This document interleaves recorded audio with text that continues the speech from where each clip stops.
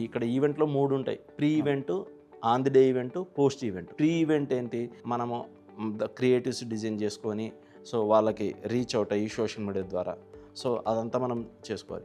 మళ్ళీ on the day event morning నుంచి registrations అయితేనేమి, ఎవరేం మాట్లాడతారో, తర్వాత లంచ్ అయితేనేమి, సో జనరల్గా మనం అందరము కలిసి మాట్లాడుకొని ఈవినింగ్ మళ్ళీ ఒక గ్రూప్ ఫిట్ అవుతాం. అంటే ఇవన్నీ విషయాలు చిన్న చిన్నగా ఉంటాయి, కానీ ఏది మిస్ అయినా కానీ మనకు ఆ ఈరోజు ఇంత ఎఫర్ట్స్ పెట్టి కూడా ఆ ఈవెంట్లో మిస్ అయ్యాము. తర్వాత పోస్ట్ ఈవెంట్ మనం ఇంత చేసుకున్నాక ఆ జరిగిన ఈవెంట్ని ఒక వీడియో రికార్డ్ చేసేసుకొని ఇప్పుడు యూట్యూబ్లో అయితేనేమి, ఇన్స్టాగ్రామ్లో పెట్టుకోవడం అనేది జరుగుతుంది. ఈ విధంగా ఈవెంట్ని pre event, on the day event, post event కాబట్టి సో మనము ఈచ్ పర్సన్ మీద 1000 రూపీస్ 1500 కలెక్ట్ చేసేసుకుని ఒక 100 మంది అనుకుంటే ఒక 1,00,000 రూపీస్. కానీ దానికన్నా ముందు మేము ఆలోచిస్తామంటే ఆ 1,00,000 రూపీస్ బిజినెస్ ఈవెంట్ ఆర్గనైజ్ చేయడం అనేది కాదు, ఆ ఈవెంట్లో వచ్చిన వాళ్ళకి సో వాళ్ళకు బెనిఫిట్ ఏ విధంగా అవుతుంది, సో దాని ద్వారా ఇంకా మేమేమన్నా హెల్ప్ చేయగలిగితే